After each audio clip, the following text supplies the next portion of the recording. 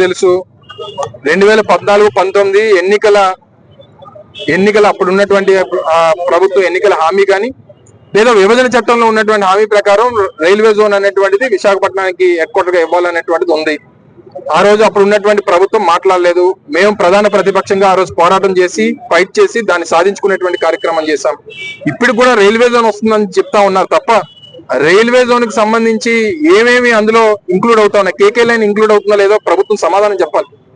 ఎందుకంటే ప్రధానమైనటువంటి KK line అనేటువంటిది Visakhapatnam railway zone, south Coast railway zone ఏదైతే కొత్తగా ఫామ్ చేస్తా ఉన్నారో కేకే లైన్ లేకుండా విశాఖపట్నం రైల్వే జోన్ ఇవ్వడం వల్ల ఉపయోగం లేదు అనేటువంటి విషయాన్ని దయచేసి ప్రజలందరూ కూడా గమనించాలి.